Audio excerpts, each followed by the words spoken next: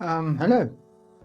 The BPM methods and techniques and tools are typically designed for a specific purpose, explicitly or implicitly.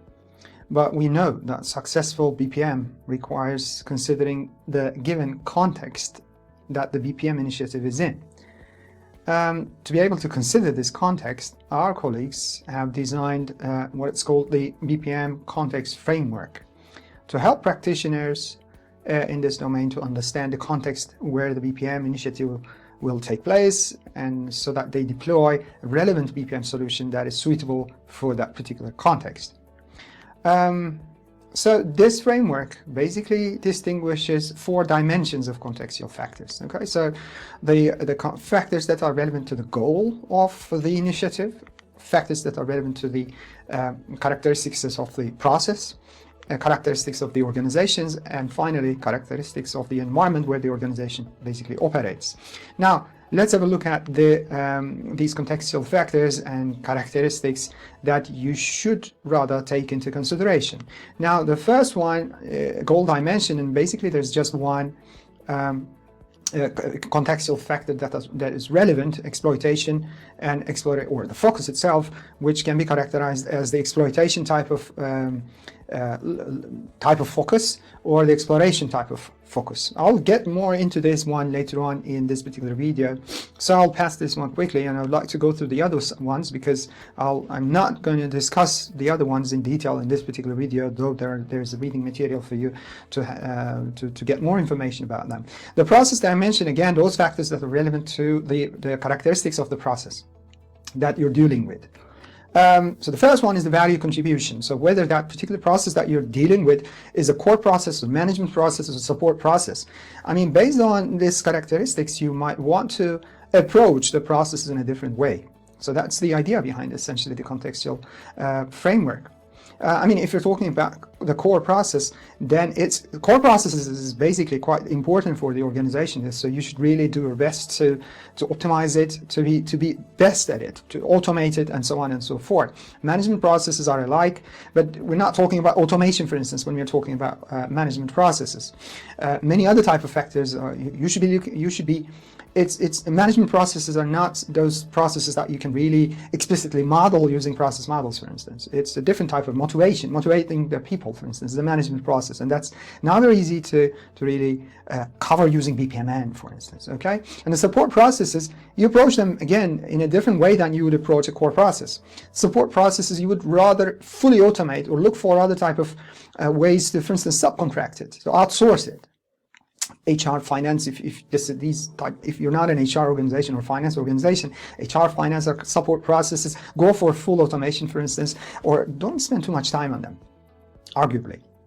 There are many others, like repetitiveness, whether the process is repeating, you would have, like if you're producing bikes and millions of bikes a year, the same process that you follow, that's a highly repetitive environment. If you're doing project work, for instance, or construction, then it's not that repetitive, so you would have variance.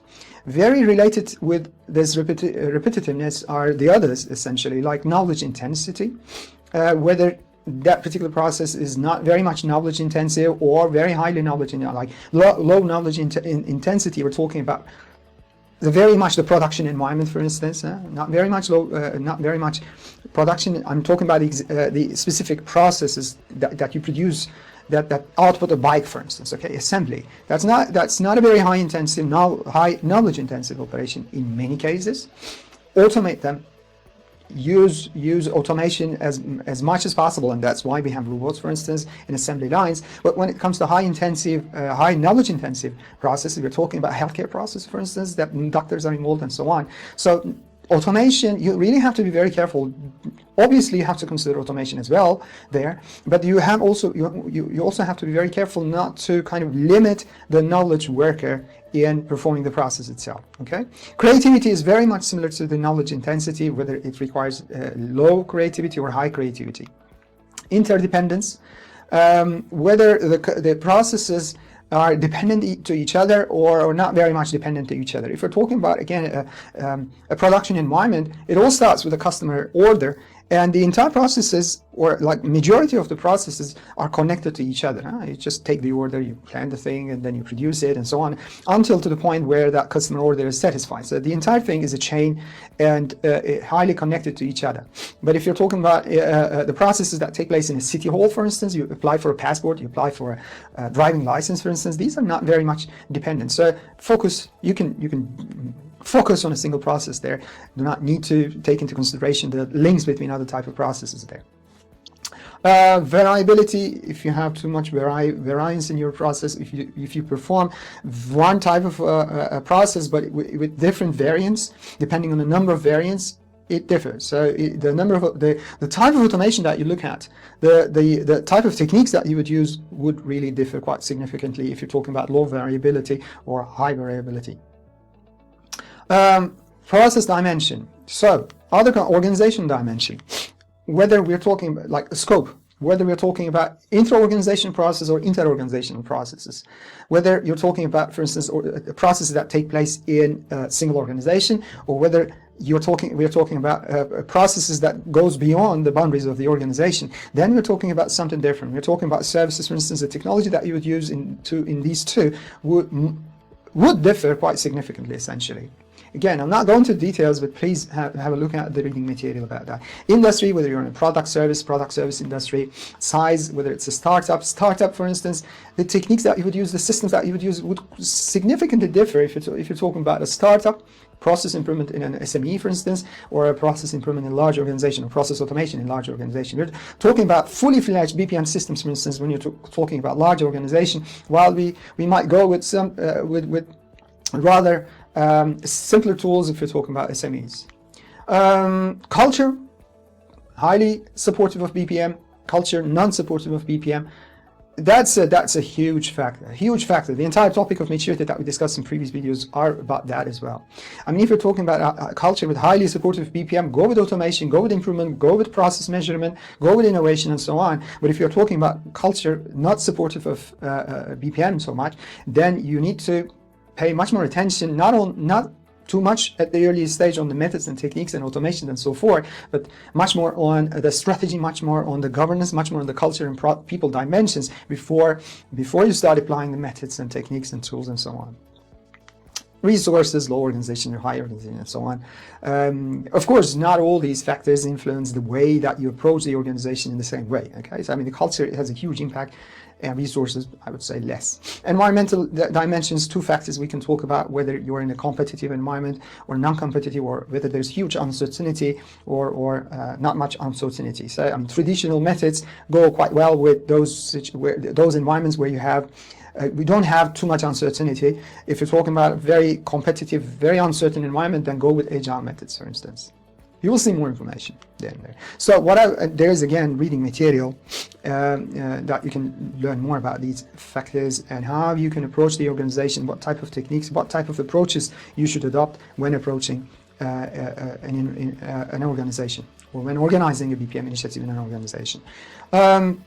I just wanted to spend a few more minutes on the focus on the goal dimension in this framework. I'll leave the rest to you, but this one I find it quite relevant and quite important as well, so I'll close myself. And so we can differentiate between the exploitation type of approach and exploration type of approach. Exploitation, we're talking mainly about improvement, optimization, and compliance, and these are the kind of terms that pop up quite commonly. And when we're talking about exploration, we're talking about innovation. So exploitation, the objective is basically to increase process efficiency and effectiveness through established, you may also call traditional BPM tools and approaches. We're talking about incremental improvements here, such as quality management approaches, reference modeling, process integration, compliance, and those type of traditional methods find their place quite well in exploitation type of approach in process or in BPM. Again, traditional methods, process analysis, development of a standardized data structure, these techniques would suit quite well. Measuring, analyzing the ZIS performance, process performance, again, quite well. one of the topics that we haven't essentially discussed too much in this particular course, though it is quite common in practice, is Six Sigma and its approach DMIC, Define, Measure, Analyze, Improve, Control, is a good example of an approach that you can use or you can deploy in a setting if the objective is to optimize the processes, like going from level 3 to level 4. Go with exploitation type of approach, go with measuring the process, go with optimizing the process, increasing the efficiency to the limits. Push that boundary. But when we're talking about exploration, we're talking about, for instance, innovating new processes, new services, new products, new business models through creative techniques. So the objective here is, for instance, to generate a new process where there's nothing like that before, or changing the process in such a way that you deploy a completely new technology and you just come up with more or less a completely new process in the organization. Creative management techniques are more appropriate, for instance, design thinking, open innovation, product innovation, business model, process patterns, making use of those type of sources are quite are the techniques that you should be seeking for if the objective is to come up with a new process. For instance, instead of extensively measuring, analyzing the existing performance. There are also the kind of other type of techniques that like the Six Sigma, but this time the approach would be define, measure, analyze, design, verify. A type of a new, not so common as the DMIC, but still some people, I mean, it's still there in the market that people will kind of pay some attention if the objective is to come up with new process. So that's about exploitation and exploration. So the techniques, I must say, that we have focused on this particular course is a bit towards the exploitation rather than exploration. That's a bit more kind of fundamental or established BPM tools. The work at the same time on exploration part is not as comprehensive as the work that we see in the exploitation parts. The majority of the literature on BPM on exploitation is definitely uncomparable to the one in the exploration. So it's so much focus on that part. Okay, so at least that is what I would like to cover in this presentation about the context framework in the BPM. So more material, again, as I said, is available in the reading material. So yeah, okay, so see you in the next video.